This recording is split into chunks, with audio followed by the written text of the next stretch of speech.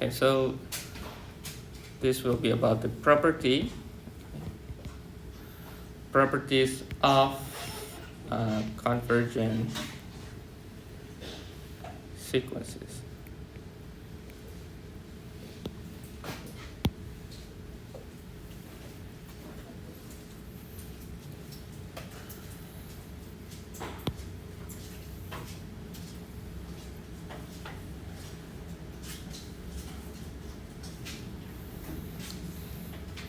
This means that if we have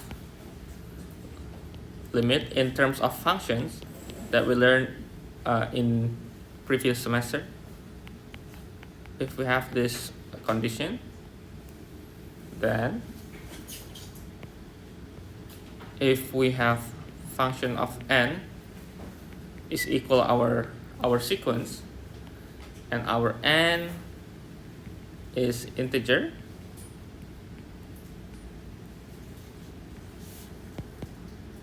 then the limit as n approaching infinity of an is also equal to the same number L. This is just to illustrate the sequence. We can treat the sequence as a function, okay? And the variable will be the integer n.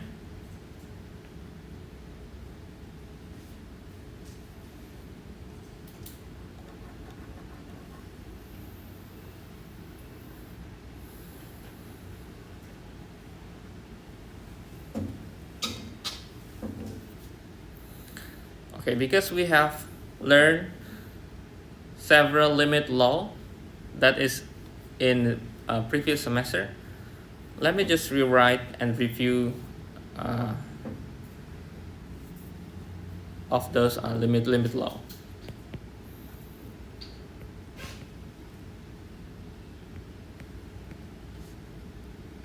But I will write in terms of sequence instead of functions.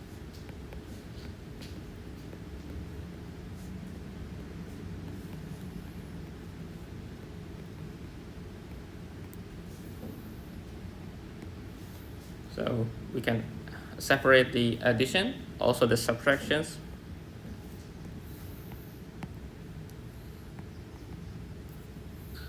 So this is suppose, let me write here, suppose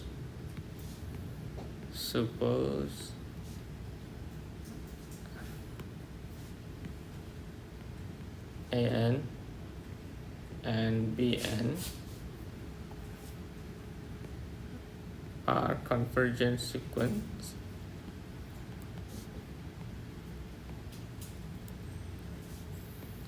and C is constant.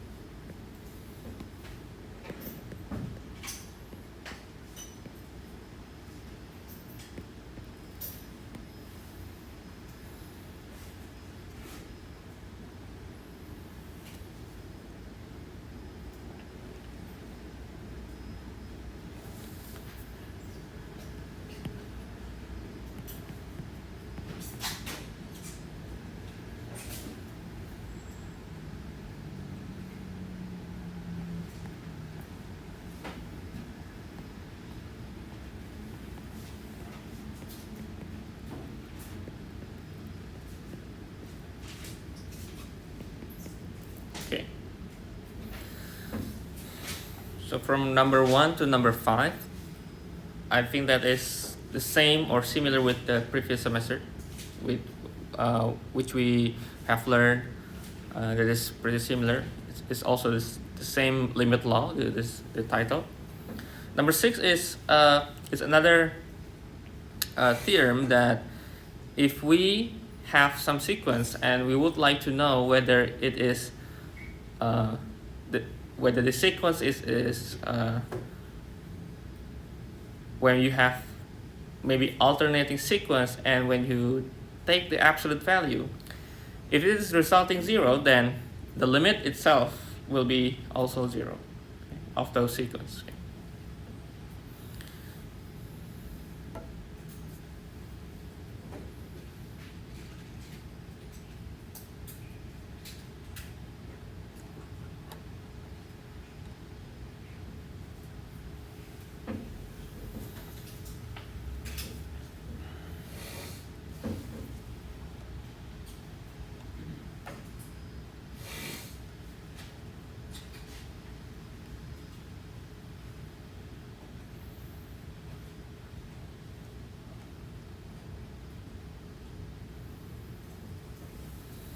Okay. Now, aside from all of this, we also have the squeeze theorem in sequence. Okay, so squeeze theorem.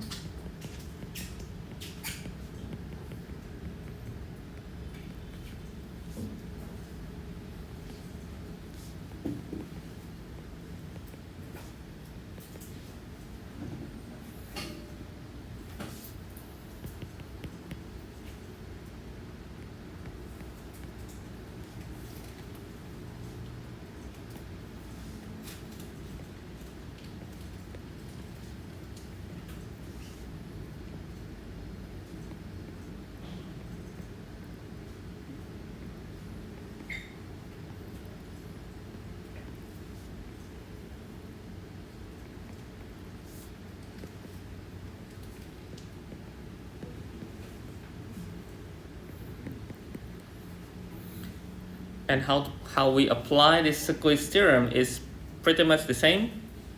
First, we need to make sure that the sequence has this inequality, an, bn, and cn.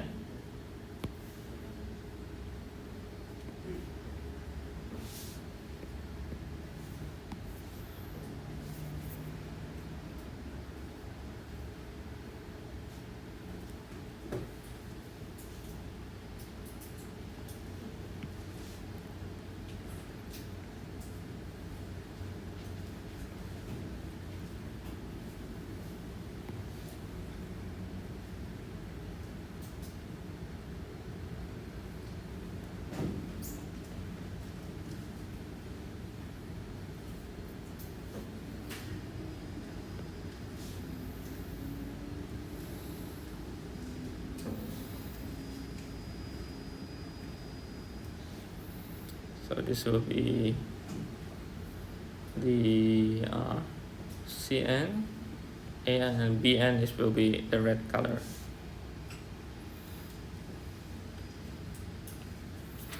So the sequence Bn is squeezed between An and Cn.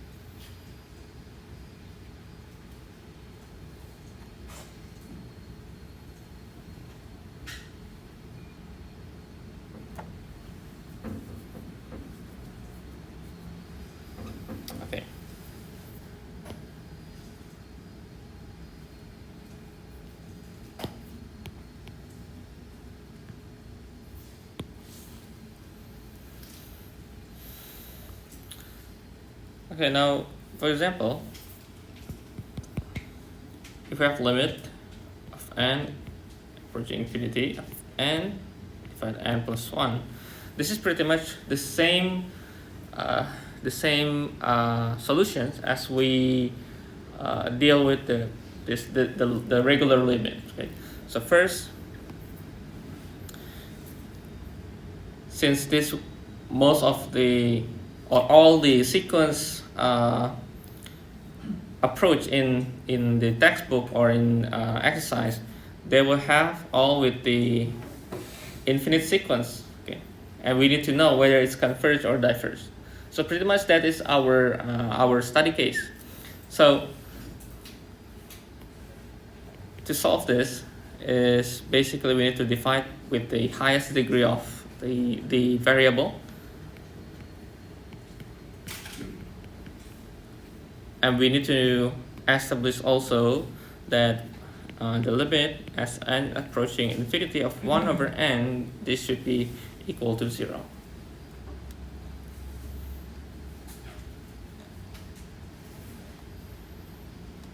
Or if you'd like, we can also write in terms of some ratio or some r, some number r. This will be equal 0 if r is positive.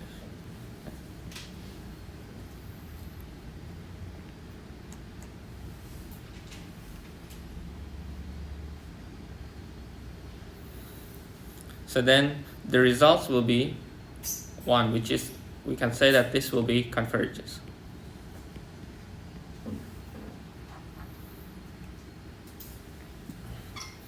And also we can also apply the L'Hopital rule whenever we find the limit is becoming 0 over 0 or indeterminate form. We can apply L'Hopital rule. Okay, so we can apply L'Hopital rule.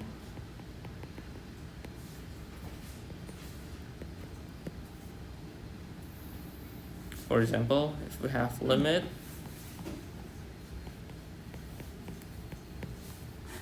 we can directly use the L'Hopital rule.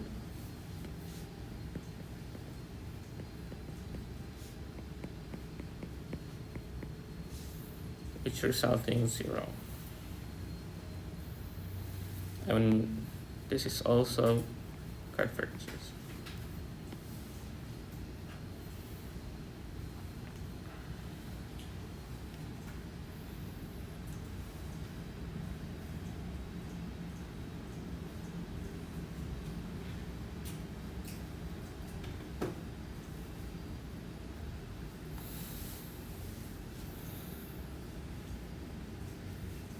Okay. Another theorem that if limit as n approaching infinity of the sequence, if this is L and function f is continuous at L, then we can make a conclusion that limit of that functions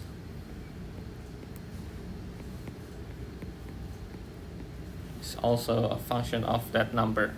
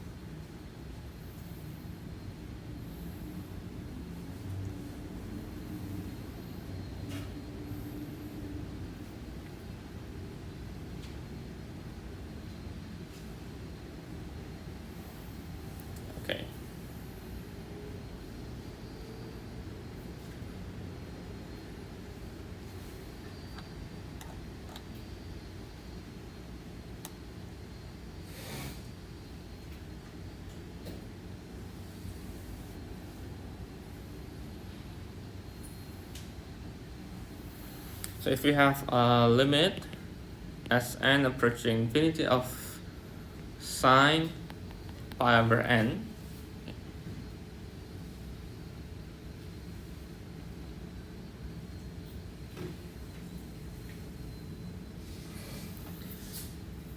because we know that the sine will be continue at 0, we can write this sine and then limit inside.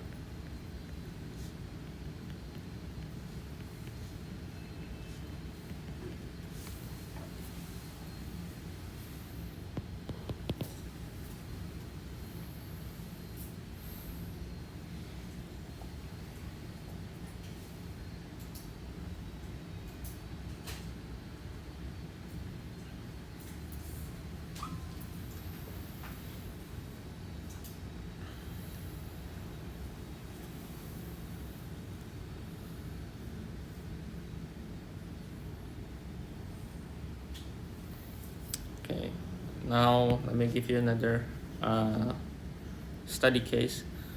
For what values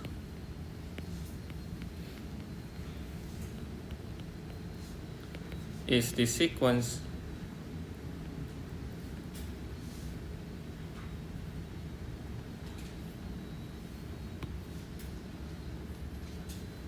convergent?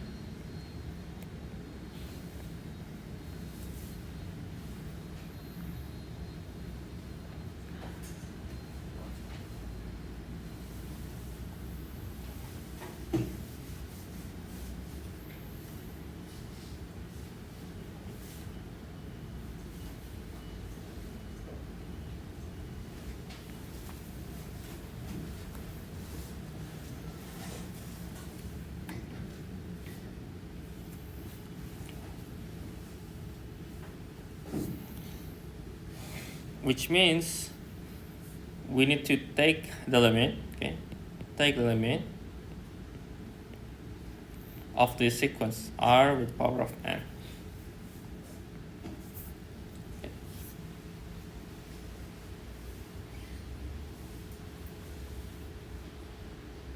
Of course, if we have this, then at least there is two possibilities, right? It can be just diverge as in it getting infinite, or if we take this to the bottom, we will have this 0, that's 1 over infinity. Okay. So this will be resulting in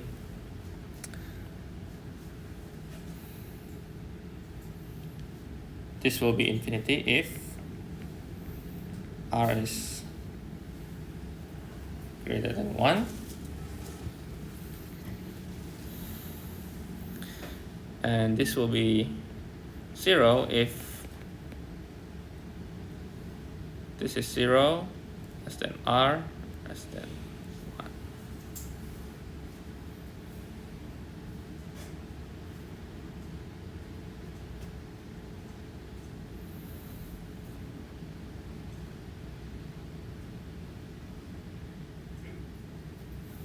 And then if we take the limit,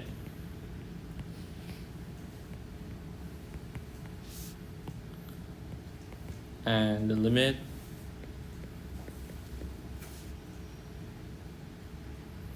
so if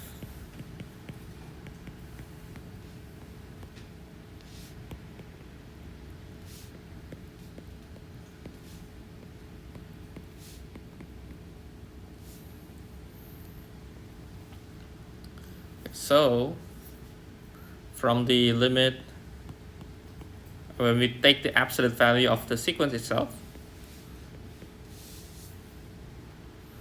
we can write this in terms of that is 0.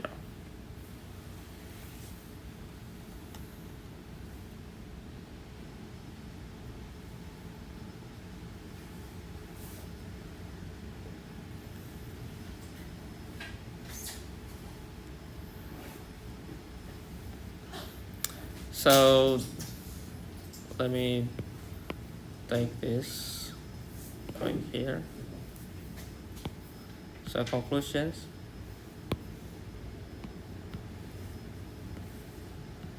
So conclusion.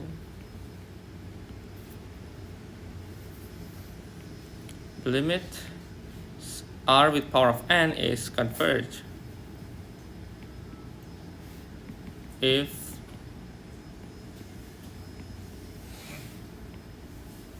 and diverge for all other values. And limit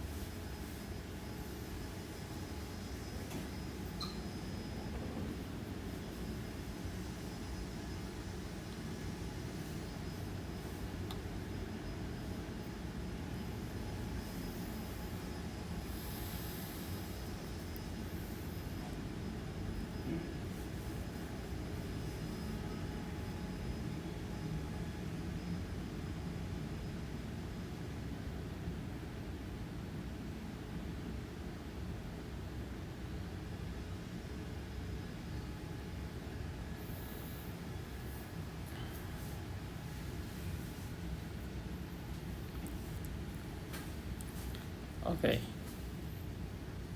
So that's the conclusion. Okay, the next is about monotonic and bounded sequence.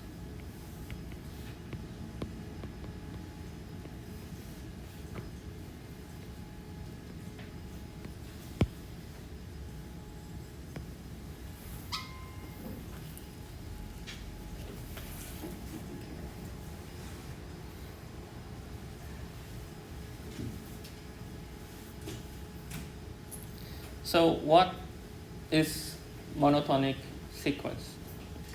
So monotonic, okay, as you may observe from the terms itself, from the word, means that it's only one way, right? Mono. If if we observe like a function, like that, the functions may be always increasing, or the function is always decreasing. Now we can imagine the sequence like that. Okay. So monotonic will be played important role in our study, because this will be determine whether the sequence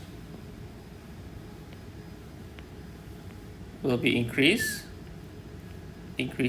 or decreasing.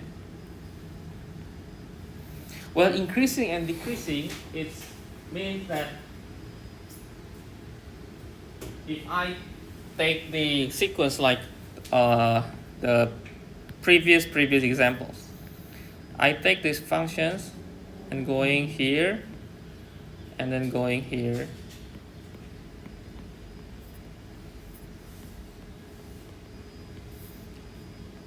until some infinite point. Is this increasing or decreasing? Can we take this as monotonic sequence?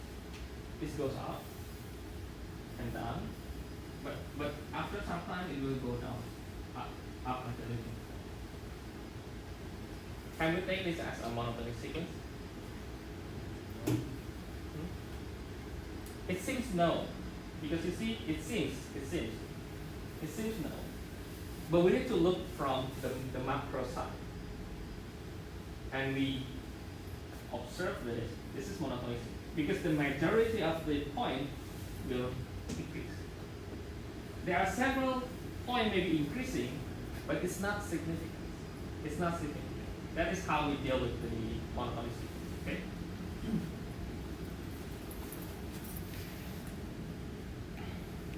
So we will have maybe some integer here that is significant, that is we can determine whether it's decreasing or increasing. Or we say it's convergent or divergent later on. Because this monotonic will be also correlated with the bounded sequence. So first, monotonic. Okay. So a sequence, let's say an, is called increasing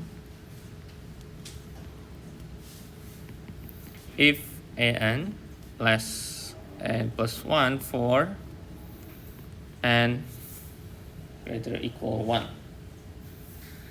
That is a1 less a2 less a3. And then is called decreasing if n greater than an plus 1 for n and a sequence called monotonic if either increasing or decreasing. So something like in trigonometric, like oscillations with the constant value, it's not monotonic. It's not monotonic. And we are sure that it will be diverged, right? Diverged sequence. It's like that.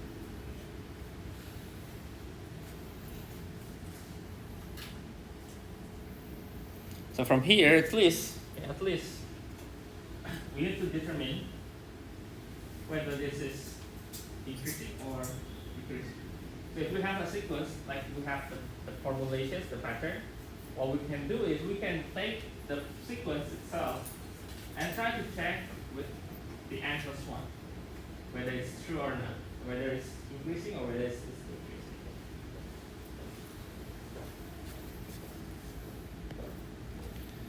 So if we have like for example an is n over n squared plus 1. So this is the an. Okay.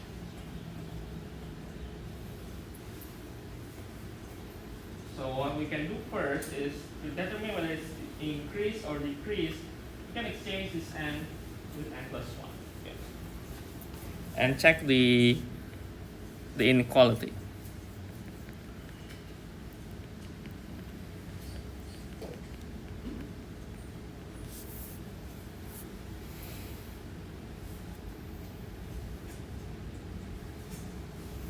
And first we can assume and then take some time to prove.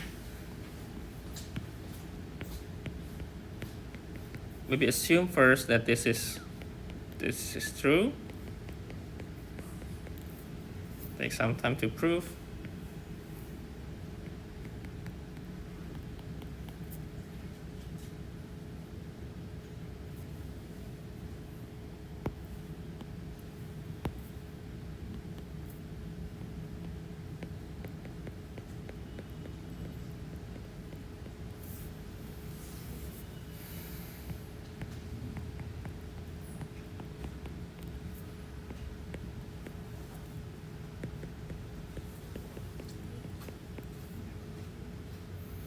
And then take some time to evaluate. From here, that since n is evaluated from n greater or equal 1, then we can say that okay, this is true. This is true. The statement is true. So back when I talked about what happened when you have the sequence goes up and it goes down all the time. That will depend on this. Okay.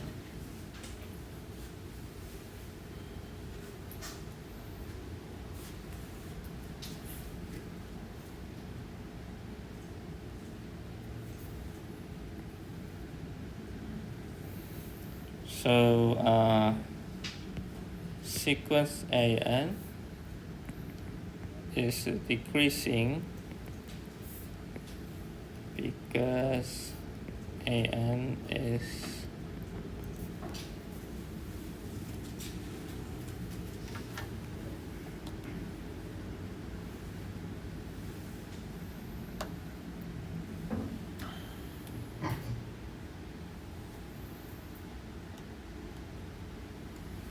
okay.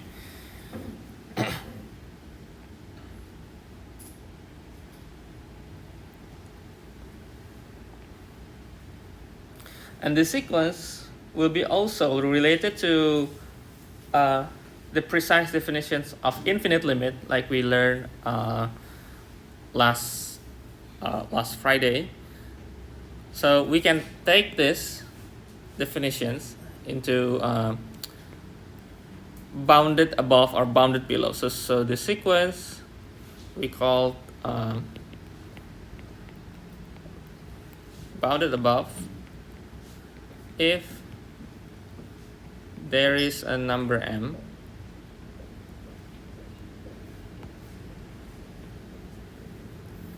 such that an will be less than m for all n greater equal 1. So if you can imagine what's happened for these words here, for this definition is, if we have the sequence, so no matter what the sequence, how big it is, the integer, it will go through some value that is getting closer to. And the sequence or the point will always below this line. This line is the m. Okay?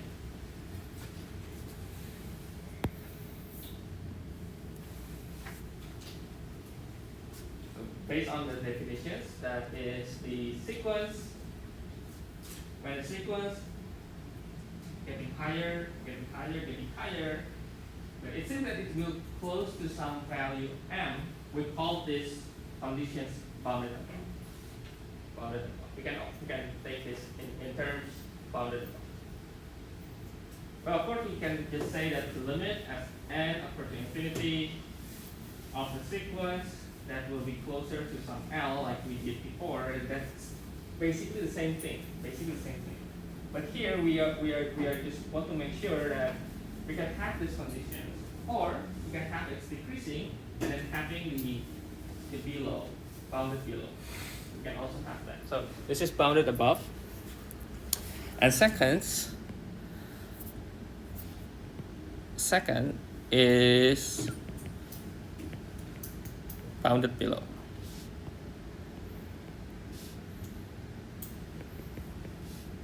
If there is a number, let's say with using the small letter m, such that m will be less equal of the sequence an.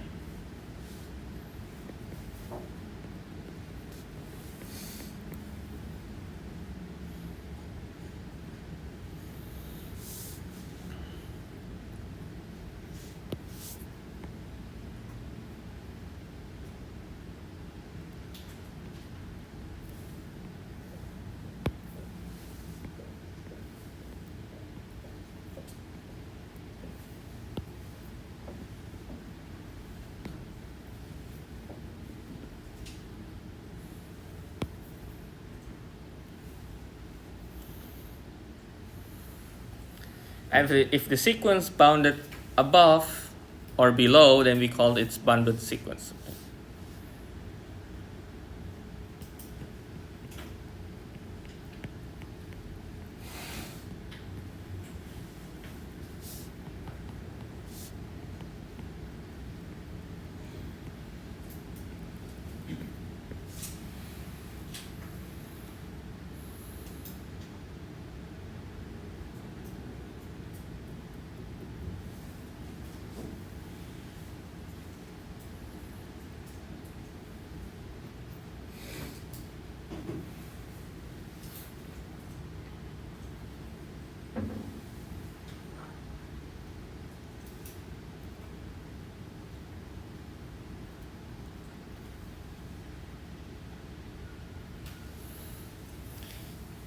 And then from this monotonic and bounded sequence, from these two definitions, you can make some conclusions. That is, if the sequence monotonic and bounded, either above or below, then it will be convergent.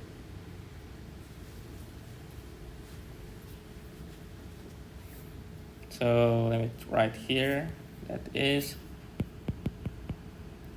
every bounded monotonic sequence is convergent.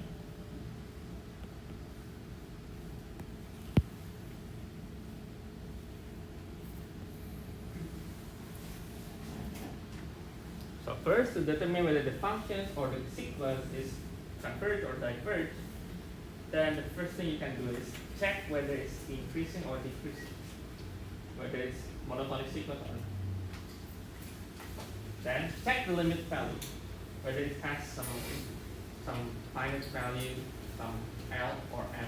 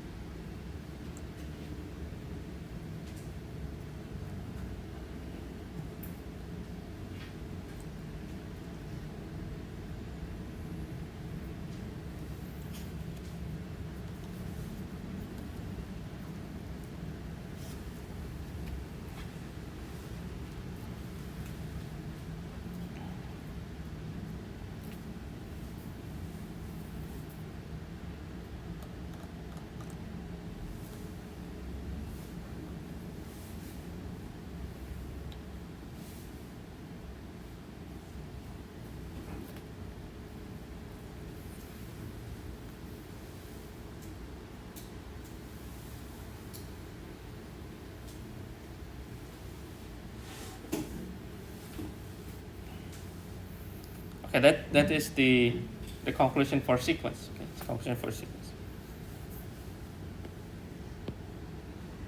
Okay, if we have time, we can take some time to have some exercise. But let me just continue to the series, and there are some differences between sequence and series, as in the definition and how we can see the sequence itself. So let me just start with the Zeno Paradox.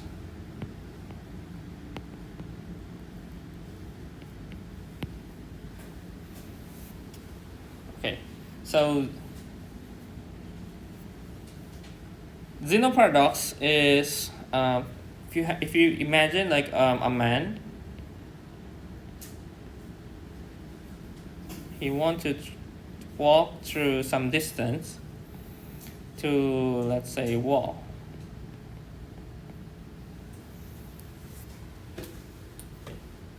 Let's say this is the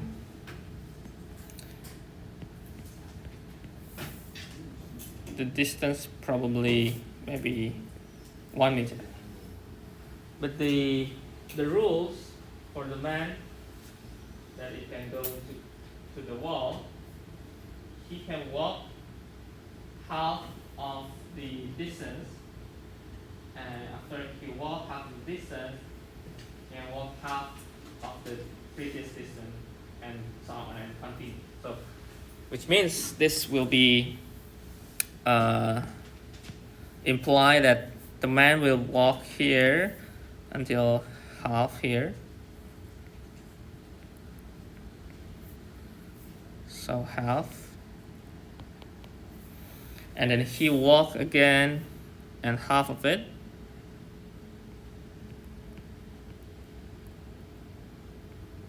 So this will be 1/4. And he goes, and we may write how the man walks in terms of the sequence, or in terms of the formulations, 1/2 with power of n. Okay. So if you think closely, we imagine like maybe it's not 1 meter, because 1 meter, it seems that if we walk through 1 meter, it seems that maybe because of the limitations of the distance itself, we may have difficulty to imagine, can the man touch the wall? But if we just imagine that this is maybe any imaginative number, any abstract number, that if this is true, the pattern true, the man never walked, never touched the wall, right? The man never touched the wall. So from this argument, okay, from this argument, we may write the total, okay, the total or the sum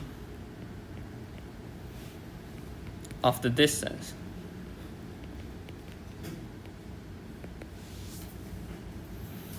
That is, the man will walk from half plus 1/4 plus 1/8 plus some number here, maybe 16, and then all plus until 1/2 to the power of n, and it's still plus up until infinite point, right?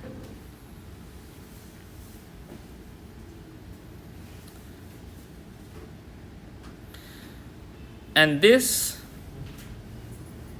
we recall this terms in terms of infinite series.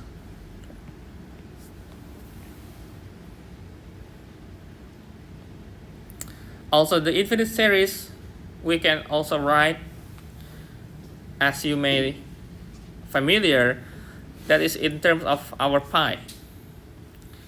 We have 3.141592635, and it will never end, right? We can write this pi in terms of 3 plus 1/10 plus 4/,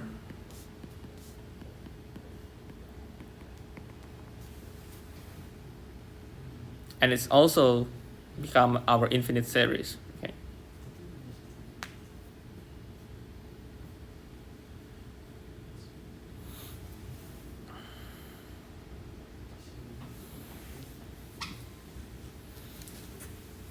Okay.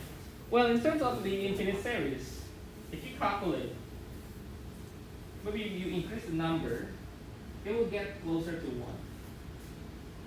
And the shortcut, if we use limit, this is 1. Okay. We use limit. But let me just take the definition first. Okay, let me take the definition first.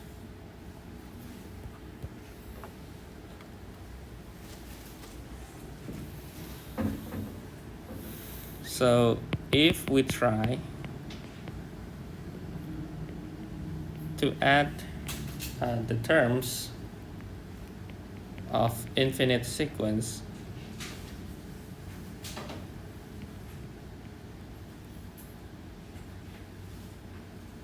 we get maybe this is from n minus 1 to infinity.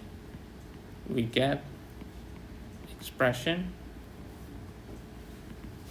that is a1 plus a2 plus a3.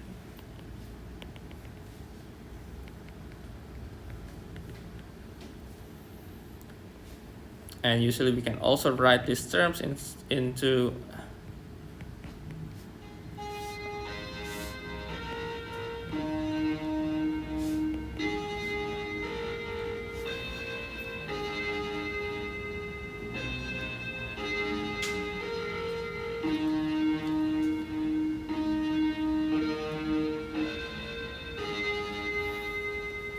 okay, let me just finish maybe in 2 minutes, and then we can have a short break. So from here, we can take the example from the Zeno Paradox, which is from half plus 1/4 plus 1/8 plus 1/16.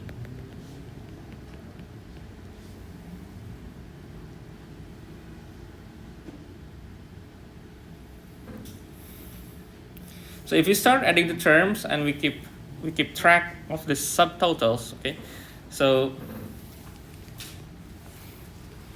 maybe we take this. So let me write here.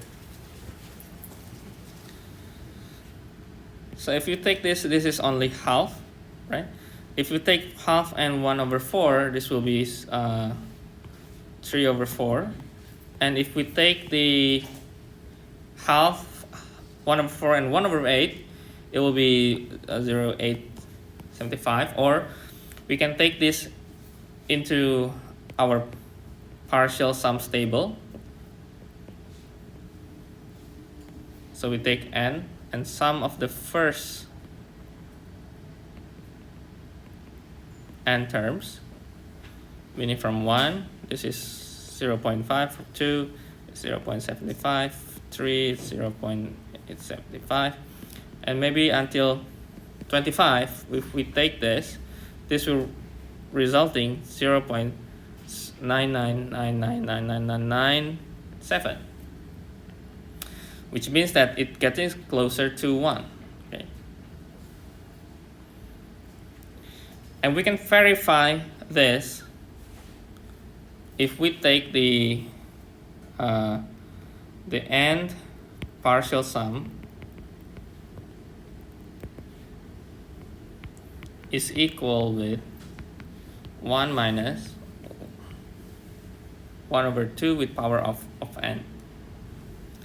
And it seems it's reasonable if we take this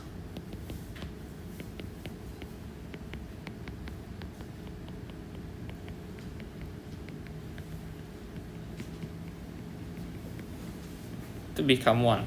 It seems it's reasonable.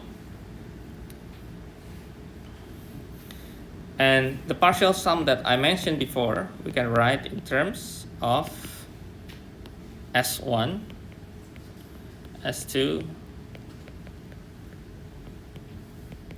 3,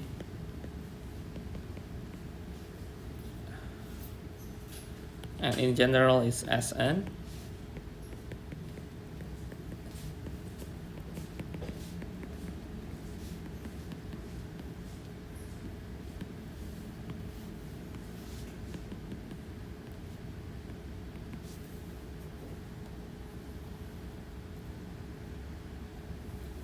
Okay, I will stop until here, okay. And we can have a short break. Okay. Okay, maybe we can start from some questions from the polar curves. The polar curve from chapter 10.4. So the question is, find the area, the shaded area in the blue region. Find the area. So let me give you a few minutes to check.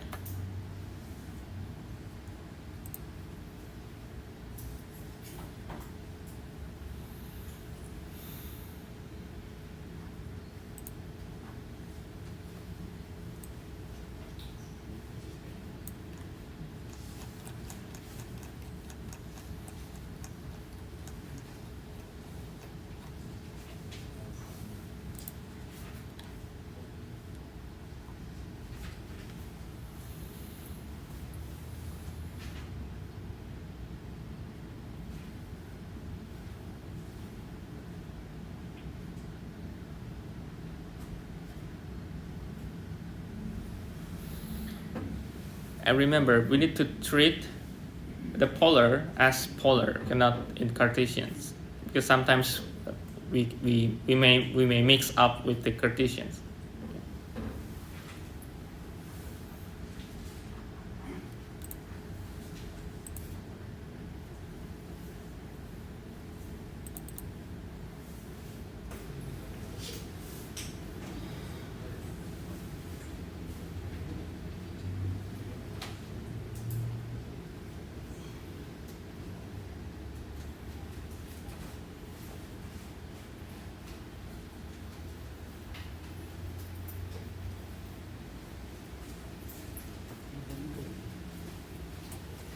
Okay, so at least, okay, first thing is we need to look on this intersection here, right?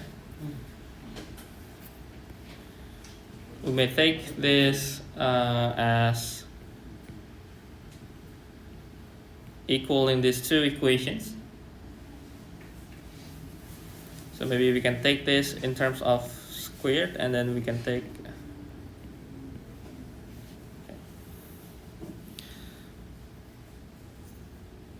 so 2 cosine squared theta is equal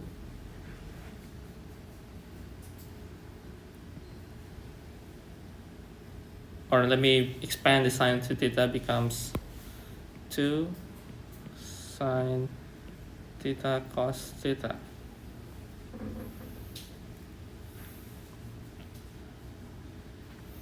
And we can take this 2 cosine squared theta and then minus 2 over square root of 3 sine theta cos theta equals 0. And then 2 cos theta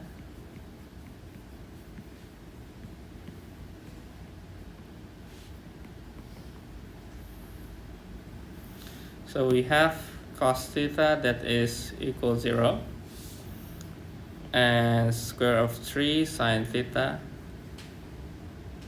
that is equal cos theta. So we get two intersections. Okay? So the first one is when cos theta is 0, which means that theta is pi over 2. I think it's also can be observed from the graph. Okay? So theta is pi over 2. And the other one is when tangent theta is 1 over square root of 3, or theta will be pi over 6 in the first quadrant. Okay. So this will be theta pi over 6.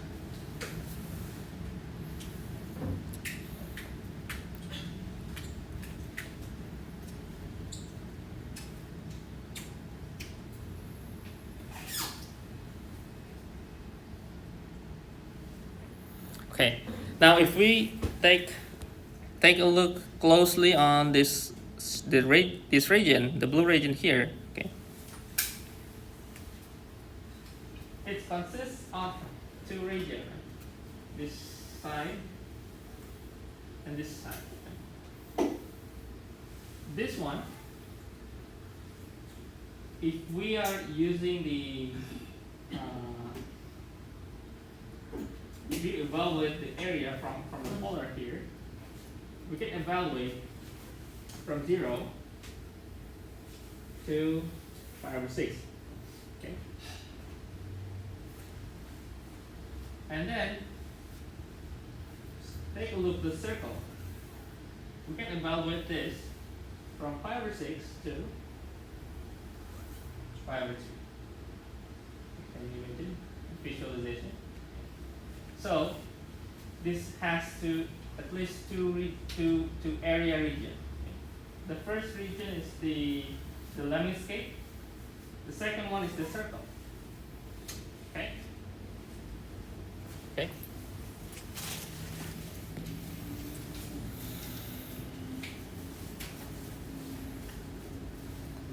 So let me write completely. So the lemniscate is square root of 3 sine theta.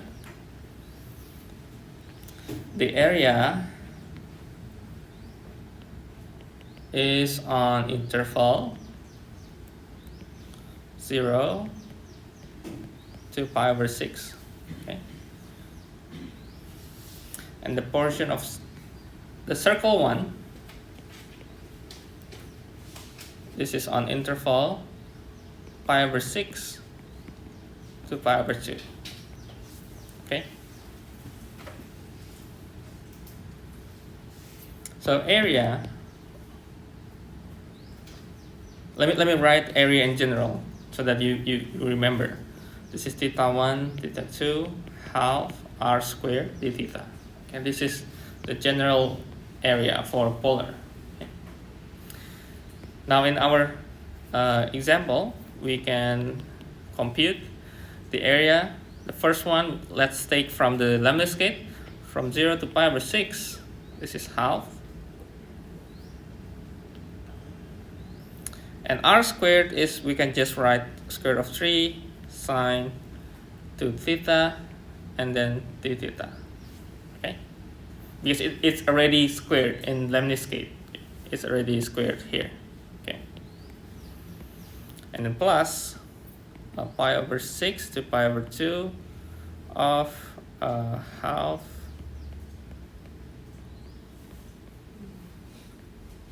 okay.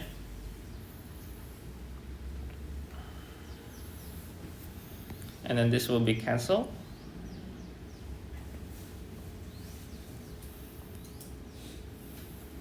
And this will be square root of 3, 2, and then we can directly integrate sine 2 theta, right? It's become a negative cos 2 theta over 2. So we can write this negative cos theta. Okay, we can write like that. And then plus this one having cos squared theta, we can exchange to 1 plus cos 2 theta, divide by 2.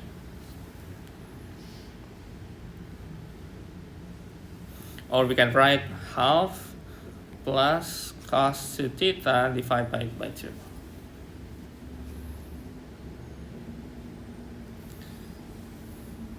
And we can integrate directly so that this will be half theta plus sine 2 theta over 4.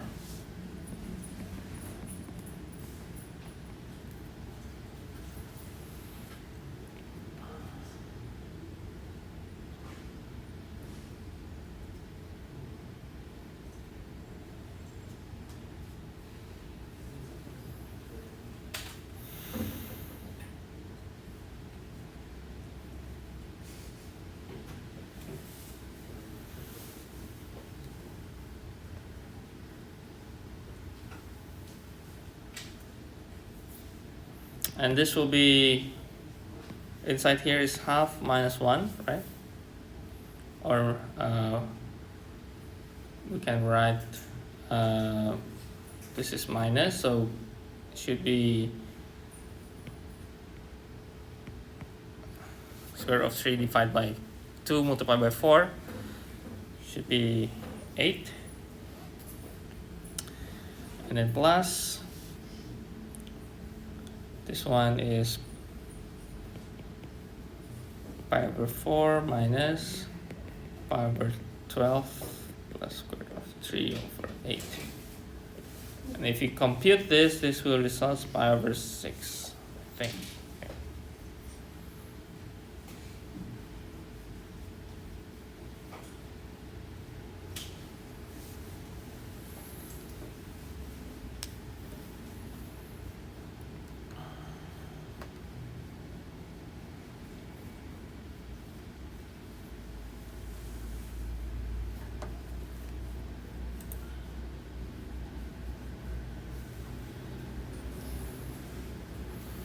Okay. Any questions? Any questions? Okay. I hope you can familiarize with the polar. Okay.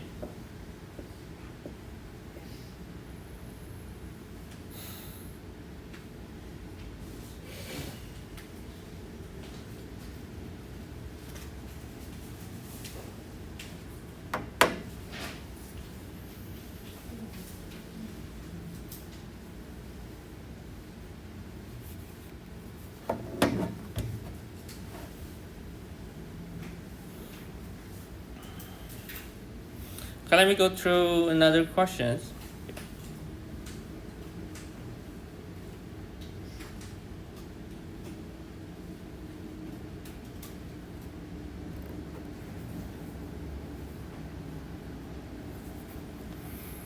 Let me write the questions. The length of the curve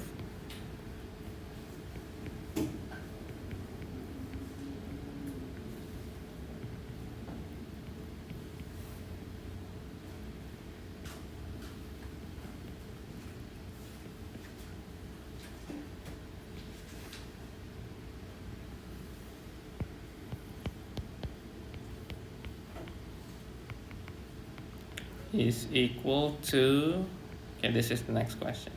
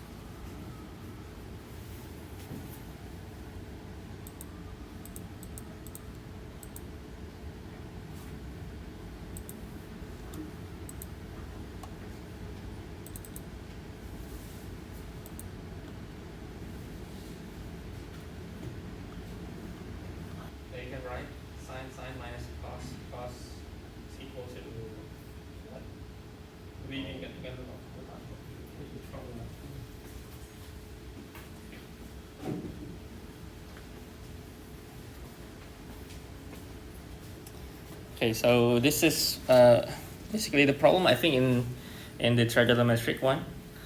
So if we take the formula, the line for the curve, in general, it's, let me write in terms of θ1, θ2, or maybe just t, okay, because it's just a normal parametric.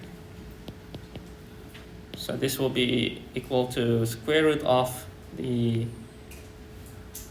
dx over dt squared plus dy over dt squared, right? Okay. Now we can check the dx over dt from the questions. We have -3 sine t plus 3 sine 3t, right? Okay. And dy over dt, this will be 3 cos t minus 3 cos 3t. Okay, I think up until here is still fine. Okay, still fine, right? And then the length will be from 0 to pi. Or maybe let me just evaluate in the squared first. Okay. So we need to square this, right? Square. So that this will be squared and squared.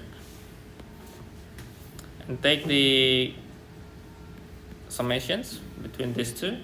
So dx over dt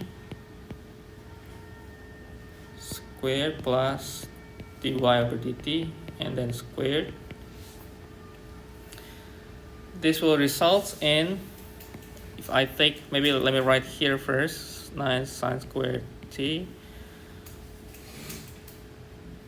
minus 9 or 18 sine t sine 3t plus 9 sine squared 3t. Okay. And this will be 9 sine squared t minus 18 cos t cos 3t plus 9 cos squared 3t. If we carefully look on the 9 sine squared, should be cos squared and 9 cos squared, we can plus this, right? And this become 18. And we can also plus this, and this also become 18, right?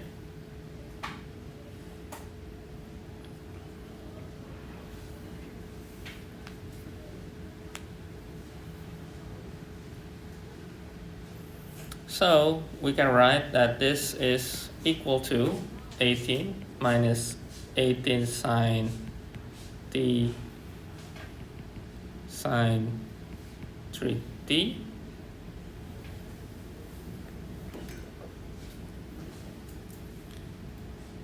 minus 18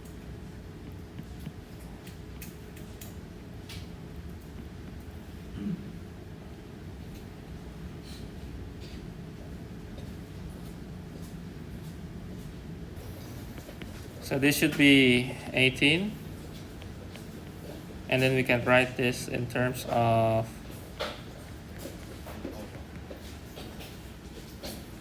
so we will have 36 sine squared t, right? This should be right. And then from here we know that if we take the square root from here, it will get 6 sine t. But my suggestions, just take the absolute value, okay? For any squared you have, if you take the square root, I suggest to take the absolute value. Why? Because sometimes in trigonometric, you will have the 4 quadrants, right? Sine will have positive in certain quadrant, cosine also have positive in certain quadrant, and the other one will be negative. Right?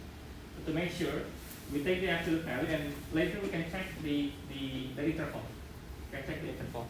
So if we have the interval, so if we check the interval, it's from 0 to pi. which is if we have 6 sine t and then dt, 0 to pi, I think sine is still okay, right? Because it's positive, 1 and 2, right? So because it's positive, we can take this in terms of the 6 sine t. But whenever you find maybe in other case sine will be negative, like in the third quadrant, maybe if we have 0 to 3 over 2 pi, we need to take into separate the integral. Some integral will be positive, some integral will be negative. For example, okay, let me write this as an alternative. Okay, if the question is asking from this. Okay, this means that if I write the integral, then I can write this is positive, and this will be negative.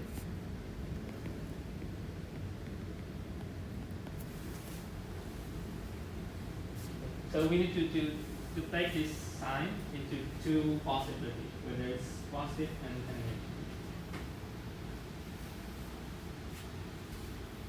negative. And if this is maybe cosine will have positive on the first and fourth, right? 2 and 3 will be negative. Okay. So that's just to take note. Whenever you have the absolute value in terms of trigonometric or the squares, and then you need to square root, you may have two possibilities, positive or negative. To define positive or negative, you need to define the interval. Define the interval. Okay. Okay. Now the answer here, this will be equal to negative 6 cos t, which is from 0 to pi, or 6 minus 6. Okay.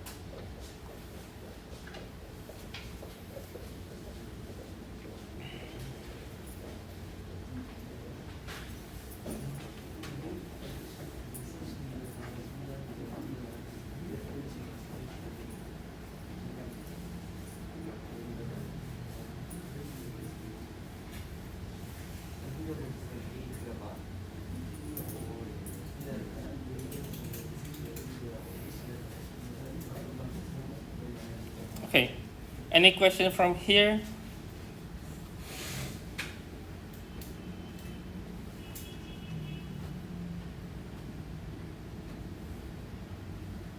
Okay, let me check this. Remember the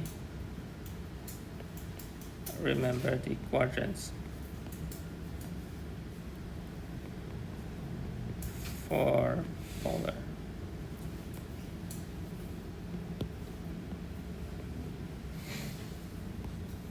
This is sine positive. 1, 2, 3, 4. This is sine positive. This is also cos positive and cos positive.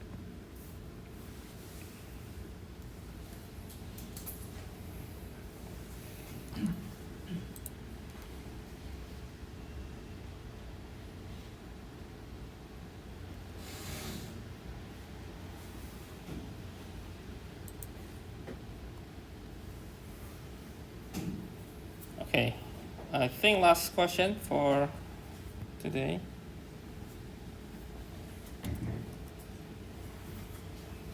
The tangent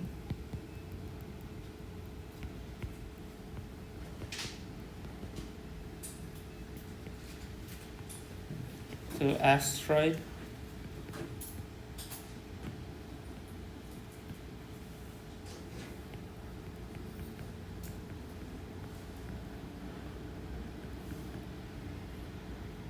or maybe the tangent line, okay, to make it more clear, the tangent line equations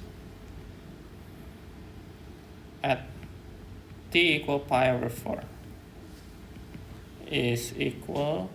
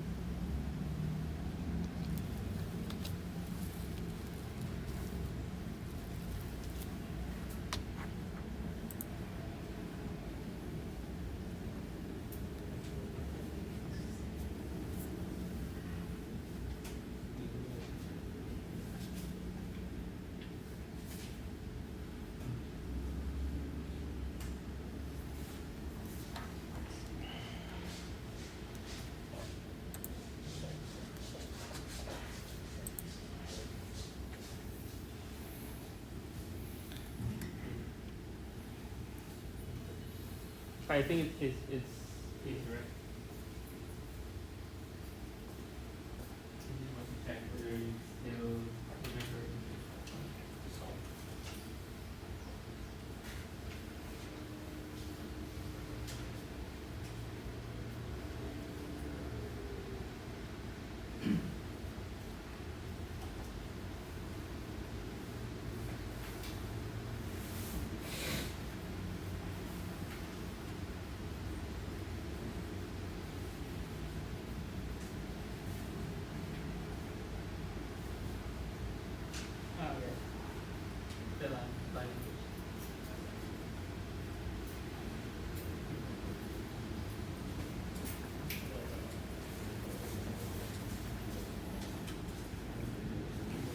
Okay, so we can start from dy dx.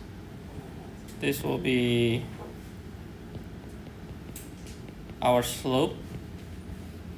We can take the dx over dt and dy over dt.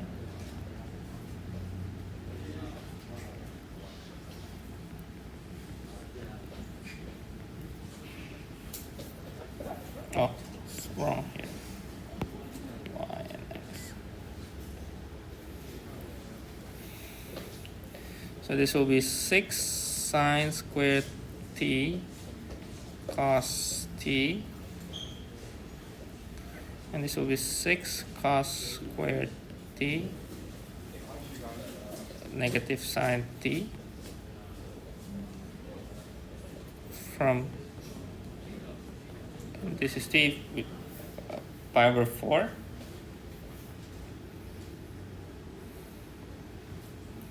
We can cancel. So it should be a tangent or sine t with cos t minus, and t is pi over 4, which is, this is 1 or negative 1, which we multiply with negative.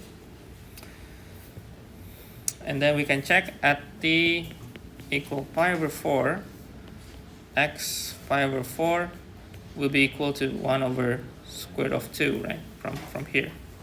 So we check this too. And y pi over 4 is also equal. Then the tangent line equations will be y minus 1. This is negative 1, and x minus 1 square root of 2. We can write, or you can, if you want to simplify, you can simplify.